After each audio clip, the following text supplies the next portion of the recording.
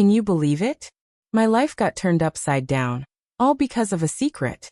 A secret that belonged to the most popular girl in school. And trust me, it wasn't just any secret. It was the kind that involved full-on anime cosplay, complete with elaborate wigs, custom-made outfits, and a hidden online persona. Was I wrong for what I did next? Tell me, honestly, if you would have done the same thing, because even now, after everything, I still wonder if I handled it all the right way. Let me take you back to the beginning. To a time when my biggest worry was whether my crush would notice me in the crowded hallways of Northwood High. I was, for lack of a better word, a complete nobody. The kind of kid who blended into the background, aced my classes, and spent most of my free time immersed in the vibrant, escapist worlds of anime and manga. My room was a sanctuary, filled with figures, posters, and the occasional half-finished cosplay project I was too shy to ever wear in public. Anime was my escape, my passion, my secret world. Then there was Sarah. Sarah was the undisputed queen of Northwood High. Think perfect blonde hair, an effortlessly chic wardrobe, and a laugh that seemed to echo through the halls, drawing everyone's attention. She was the captain of the cheerleading squad, the student body president, and inexplicably, always had a new perfectly sculpted boyfriend on her arm. Every girl wanted to be her, every guy wanted to date her.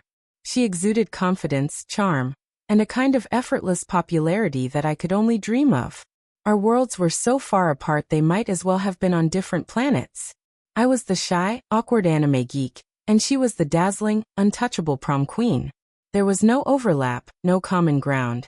Not even a fleeting glance shared between us, or so I thought. My best friend, Alex, was the only person who truly understood my obsession. We'd spend hours after school at my place, binging new anime series, debating character arcs, and planning hypothetical cosplay outfits for conventions we'd never actually attend. He was just as much of a nerd as I was, maybe even more so, and his unwavering support made me feel a little less alone in the vast, social wasteland of high school. We often joked about how hilarious it would be if one of the popular kids had a secret nerdy hobby, imagining the chaos it would unleash.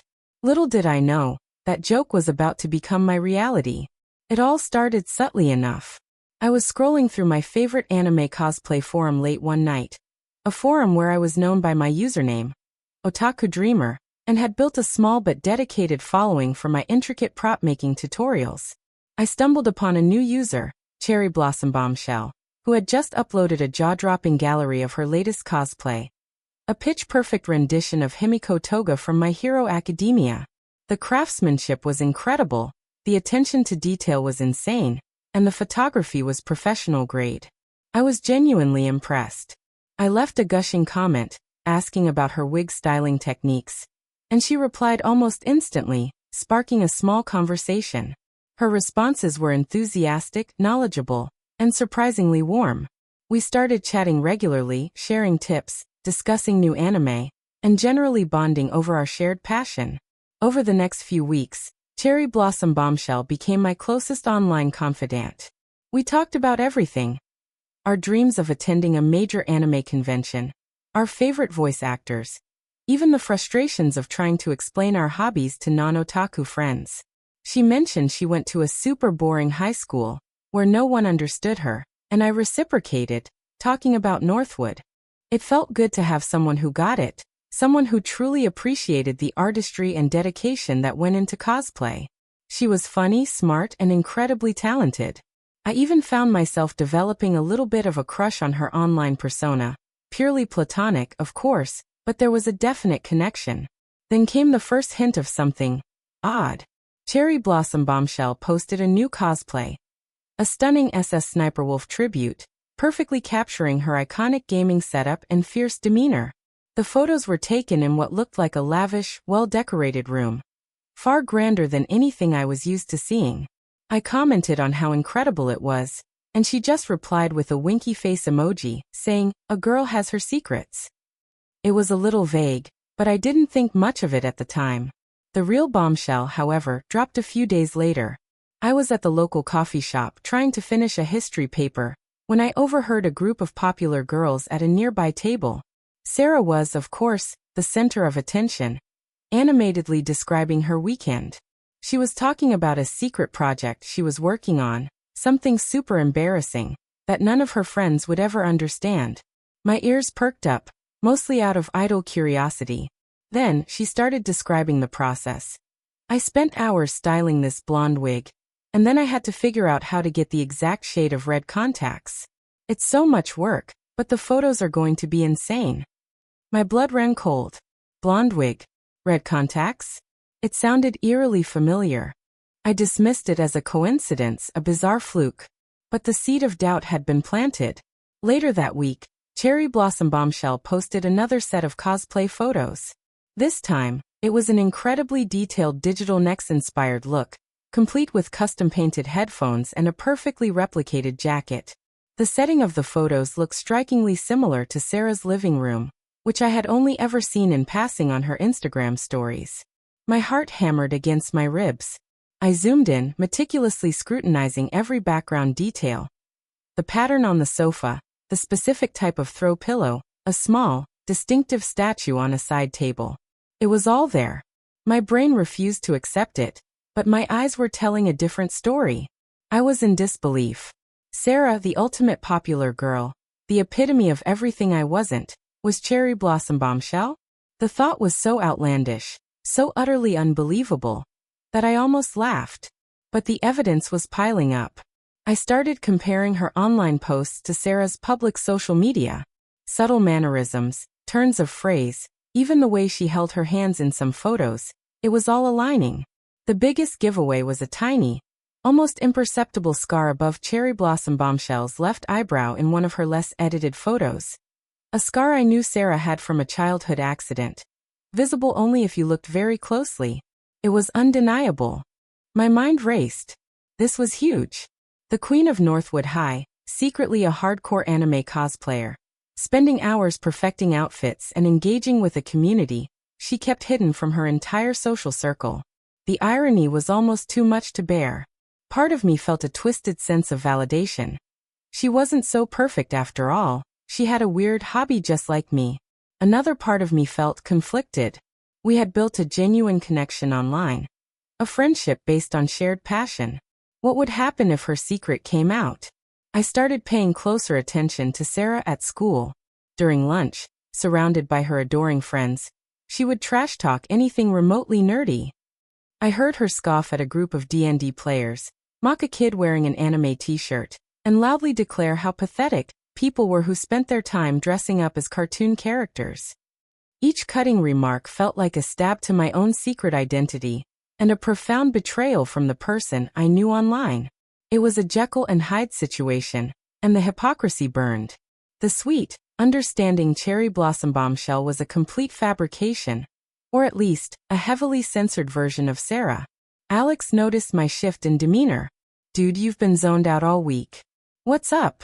he asked one afternoon as we walked home. I hesitated, battling with myself. Should I tell him? Could I trust him with such a bombshell? "Alex," I started, my voice barely a whisper. "You're not going to believe this, but I think Sarah, is Cherry Blossom Bombshell." His jaw dropped. "No way," he scoffed, then saw the seriousness in my eyes. "Seriously? Prove it." I showed him the evidence, the scar, the background details, the subtle parallels. His eyes widened with each piece of the puzzle. "Holy cow," he breathed. "This is insane. What are you going to do?" That was the question, wasn't it? What was I going to do? I had this secret, this incredibly potent piece of information that could either completely shatter Sarah's carefully constructed image, or something else. My online friend, the person I had confided in, was also the person who openly ridiculed everything I loved in real life. The betrayal felt deeply personal. I felt used, like I was just a convenient anonymous sounding board for her secret life. While in school, she upheld a facade that actively hurt people like me. So that's the situation I was in, and I had to make a choice. Before I tell you what happened next, I want you to pause and comment below what you would have done in my shoes. Would you have kept her secret? Would you have confronted her privately? Or would you have exposed the truth to the entire school? Let me know your honest thoughts. The decision gnawed at me for days. I considered confronting her directly, showing her the evidence, and asking why she felt the need to be so two-faced. But the thought of her popular friends finding out, of the inevitable drama, held me back. I imagined her denying it, twisting the narrative, making me out to be the crazy jealous nerd. I couldn't risk it. I also considered just letting it go, pretending I never found out, but the hypocrisy was a bitter pill to swallow. Every time she made a disparaging comment about nerds, my blood boiled. It wasn't just about her secret anymore. It was about her character, her willingness to put others down to maintain her own elevated status. Then an idea, a mischievous, almost vindictive idea, began to form in my mind. It wasn't about public humiliation, not directly. It was about making her see, making her feel the weight of her own words, without me having to say a single thing. I decided I wouldn't expose her secret to the entire school, but to the person who would make her truly uncomfortable. I decided to tell her biggest admirer, the one person whose opinion she seemed to value above all others. Her current boyfriend, Mark. Mark was the quarterback, equally popular, and completely devoted to Sarah. He was also, coincidentally, a casual gamer, and had a passing interest in some of the more mainstream anime titles. I knew he respected SS Sniper Wolf and Digital Next as content creators. This was my opening. I carefully crafted a plan. The next day, during lunch, I saw Mark sitting alone for a moment, waiting for Sarah to finish a cheerleading meeting. This was my chance. I walked over, my heart pounding, and casually started a conversation. "Hey Mark, big game coming up, huh?" We talked about football for a bit. Then I steered the conversation. I was just watching some SS Sniper Wolf videos. She's amazing. I saw a really cool Digital Next cosplay recently too. Ever seen anything like that? He nodded. Yeah, some of those cosplayers are insane. The detail is crazy. I feigned a sudden thought.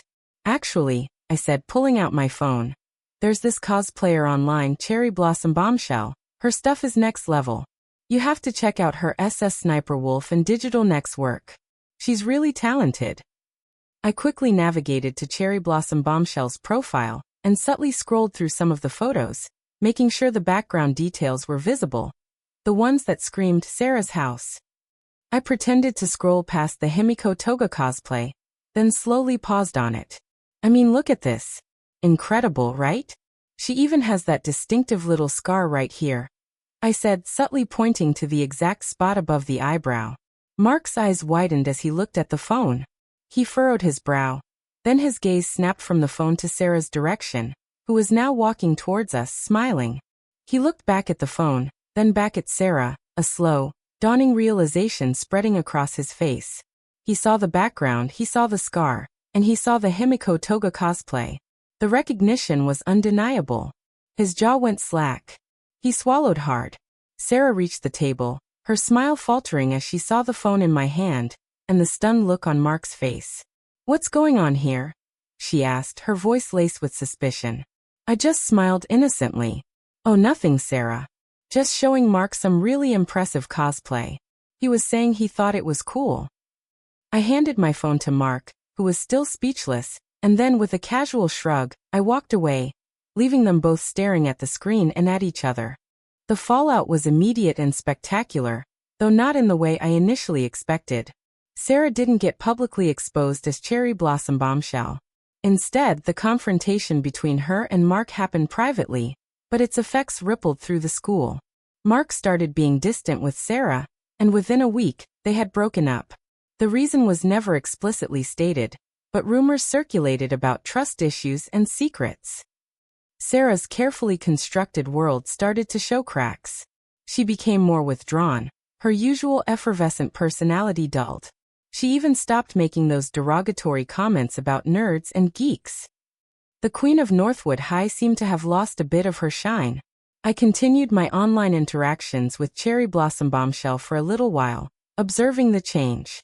Her posts became less frequent, her replies shorter. One day, she messaged me privately. "Hey Otaku Dreamer," she wrote. "I've been thinking a lot about things lately. I think I've been a really bad person in real life. I've hurt people and pretended to be someone I'm not. I don't know if I can keep up this persona anymore. I feel like a massive hypocrite." My heart ached for her, even after everything. I replied. It's never too late to change, cherry blossom bombshell. Authenticity is always the best cosplay. She never replied to that message. Her account went silent a few days later. I don't know if she ever truly understood that I was the one who revealed her secret, or if she ever connected the dots between my casual conversation with Mark and her eventual downfall. But I like to believe that my actions, however indirect, made her confront her own hypocrisy. After that, things at Northwood High shifted. Sarah, while still popular, was no longer the untouchable goddess. She was just Sarah. And I found a little more confidence. I even wore an anime t-shirt to school one day, and when a popular kid tried to mock it, Sarah, from across the cafeteria, shot him a look that silenced him instantly. Maybe she did know. Maybe she understood. The whole experience taught me a lot about secrets, hypocrisy, and the blurry lines between online personas and real-life identities. It also showed me the power of information, and how even a small, carefully placed seed of truth can grow into something monumental. Looking back, I still grapple with whether what I did was right. Was it revenge? Or was it justice? I don't have a clear answer. If you've ever been in a similar situation, caught between a secret and a lie, then you know the complexity of it all. Like this video if you were on my side, and subscribe for more stories like this. Share your final thoughts on this whole mess in the comments section below. Would you have done what I did? Or something else entirely? I'll see you all in the next story.